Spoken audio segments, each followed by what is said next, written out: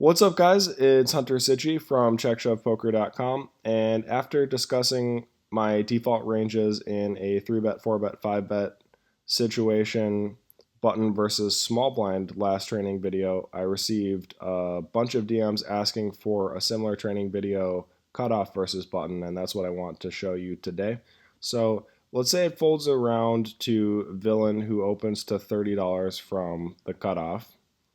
Hero 3-bets to $90 from the button with Ace King for value. It folds around to villain who 4-bets to 225. Hero 5-bets all in, and villain calls.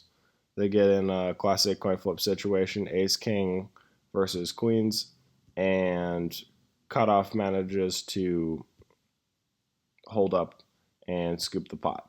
So very simple hand history. You've seen this a million times, but I think once you start to discuss default ranges and how they can be altered to continue to exploit your opponents, this becomes a very interesting discussion. So I've got a PDF over here with all the information that I think we need today to start. I think villain should be opening 24% of hands from the cutoff if he's opening to 3 times the big blind versus a tough lineup. If you disagree with this, go check out my opening ranges video, and I elaborate on this significantly. Basic math, if villain is risking $30 to win 15, that means the blinds need to be defending at least 33% of the time to prevent him from making an automatic profit by stealing with any 2 cards.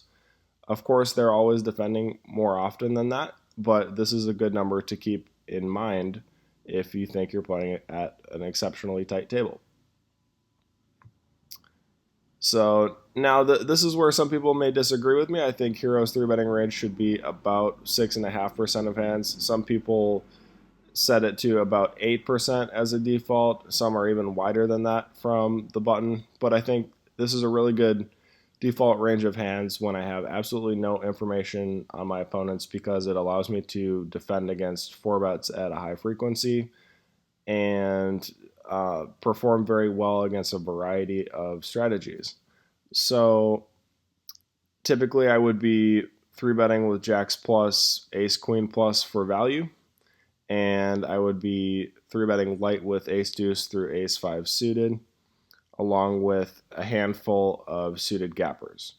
The reason I have Ace Deuce through Ace 5 suited in my range is exactly the same as last video. Having an ace in my hand makes it 25% less likely that my opponent has Ace King, and it makes it 50% less likely that my opponent has aces. This range of hands also performs very well when I 5-bet all in. Even if I get called by a hand like kings, I still have roughly 33% equity, so it performs very well. Along with that, it allows me to flop a flush draw 12% of the times that villain decides to just call out of position, and being able to continue to apply pressure in 3-bet pots, mimicking what I would be doing with aces or kings, is very important as well, and that's typically why this would be my go-to choice for 3-betting light. These suited gappers accomplish the same thing, except they don't have the blocker effect, so they're more likely to flop a draw, less likely to have a blocker, and that's why they're not as numerous.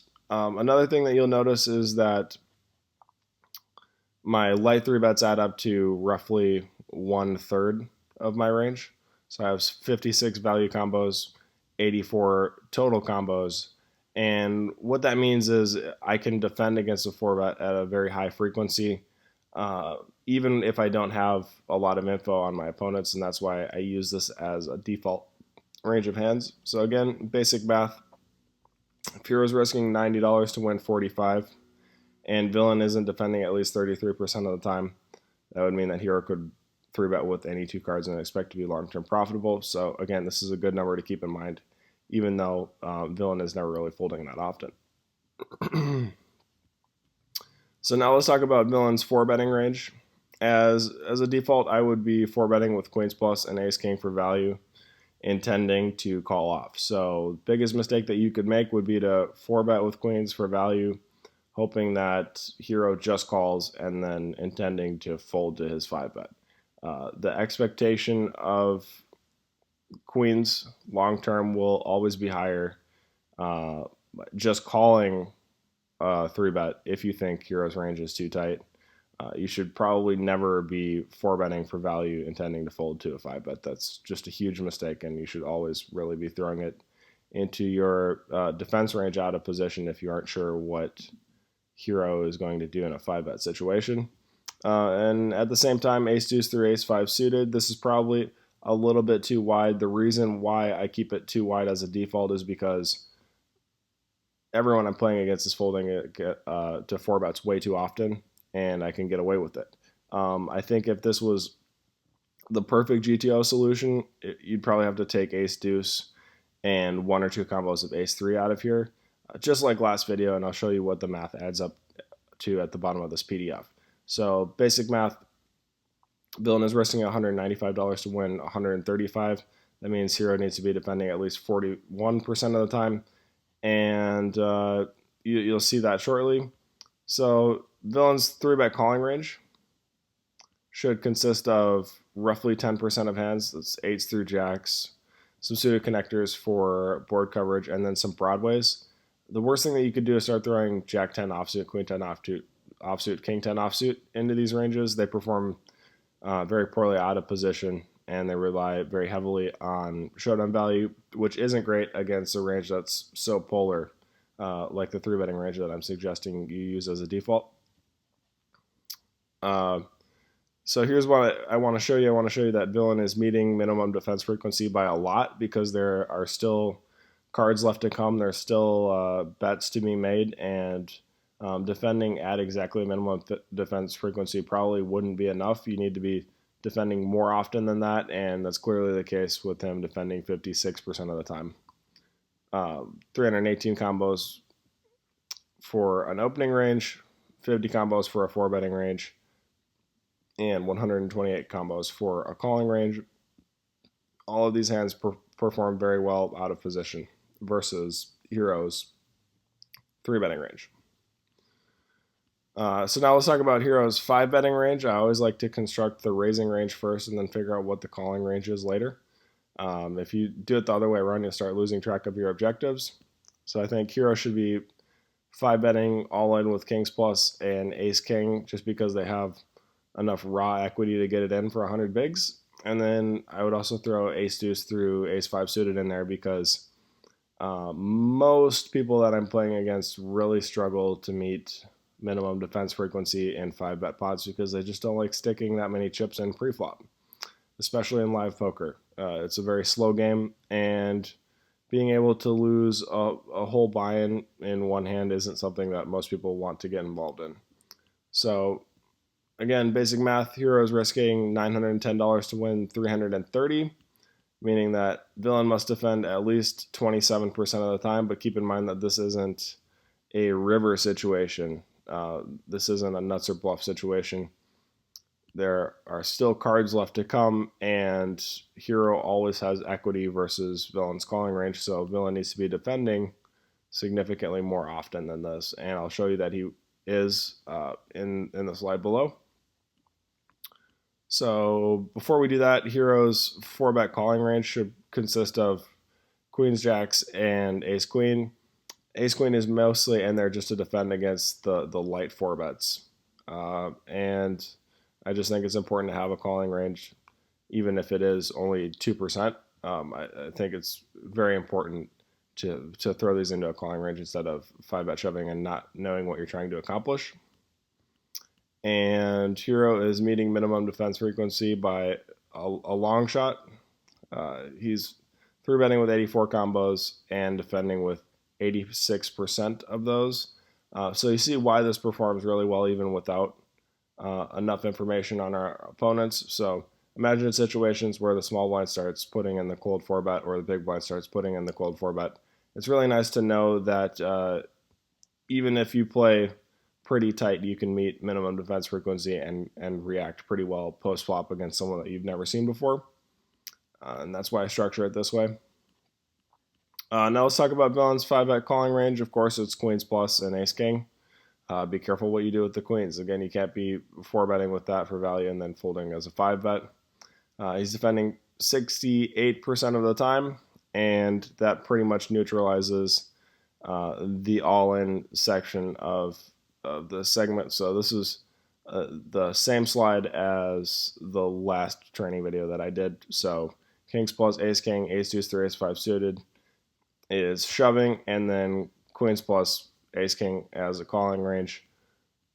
Identical all-in equity calculation plus fold equity, with the exception of $910 being risked instead of $905. So it would end up equating to hero profiting $76 on average. So again, to balance that out, villain would need to be calling the shove just a bit more often, and he could achieve that by taking ace deuce suited and one or two combos of ace three suited out of his light 4-betting range, just to boost this number a little bit. So now let's go back to the beginning and discuss some common exploits that you'll see in live games. And unless you study game theory, you won't understand how far outside of GTO opening ranges most people are using, and you won't understand why the typical contortion against those ranges exists. So the number one way to boost your win rate would be to just increase this opening range percentage against people that are folding too often or playing too face up. So a lot of times this is going to hover around 35% for me instead of 24%. And I realize that that's exploitable, but most people aren't going to go out of their way to exploit me. 3-betting range. There are 4 types of openers. There are guys that open too wide, call too often, open too wide, fold too often, open too tight, call too often, and very rarely players that open too tight and are also folding too often. Okay, and against each type of player, I have a different way to contort my range, especially when I'm on the button and I have absolute position on my opponents. So if somebody is calling too often and opening too often, I'm going to be trying to build pots in position with card edge, skill edge, and initiative. And what I do is just eliminate the light 3-betting aspect of my ranges and only 3-bet for value, and my range becomes much more depolarized. So you're going to start seeing a lot more Broadway hands in my range because they still perform well in position when my opponent is over defending. If someone is folding too often, I'm going to start flatting some of these hands, especially ace queen, to hopefully keep the segments of my opponent's opening range that I dominate involved in the hand. If I'm folding out hands like ace jack and ace 10, I'm basically just turning ace queen into a bluff when I 3-bet, which is not what I want to be doing, and that's why I would develop a wider flatting range if that was the case. I would also start adding a lot more light 3-bets, so all of these suited gappers that aren't strong enough to flat would go into the 3-betting range, and that just allows me to flat more flush draws and continue to apply pressure to my opponent in a 3-bet pot. 4-betting range. Everyone folds to 4-bets too often, especially in live poker. This can go up significantly. You can start throwing king x suited in here if you want, because it has great blocker potential. Blockers are a lot more important in 4-bet situations than suitedness, because the SPR is going down. So more chips you're putting into the pot, the less important it is to be able to flop a flush draw. And then 3-bet calling range, I think that this should probably stay pretty static. I'm not changing this very much. I might start defending with these suited 9s if people are really starting to go crazy and 3-bet me too often. But for the most part, I'm not doing a lot to change this. I'm not going to start throwing offsuit jack 10 in there just because I think someone's 3-betting me too often. It still performs very poorly when I'm out of position without the initiative. If anything, I would add sevens through deuces and more suited connectors if we were really deep. So if we were like 200 big blinds deep, I would go ahead and add those because I think I can probably recover enough of that due to implied odds and just my ability to pick good spots to check raise that I could probably swing these into a profitability standpoint. And as far as 5-betting goes, some people never 4-bet light, so you should never be 5-betting light. Pretty simple. And 4-bet calling range.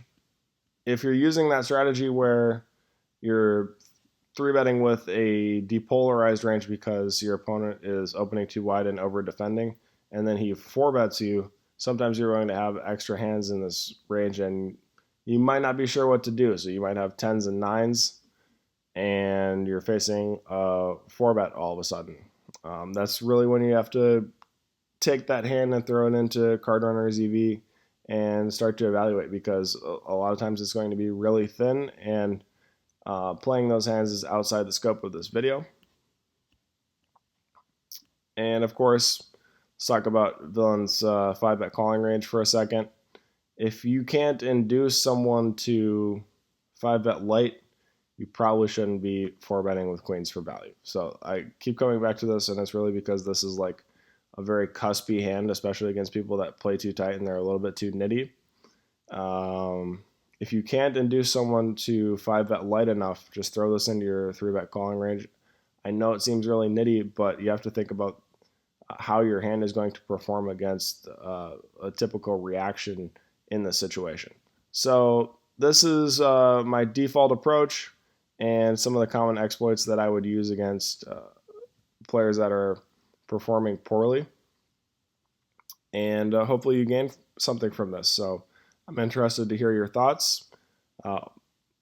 Also, if you'd like any one-on-one coaching, just head over to checkshovpoker.com, read what I have to offer, and fill out the form at the bottom of the page. Again, my name is Hunter Sidgey. Make sure you guys run good, have fun, and constantly look for ways to improve.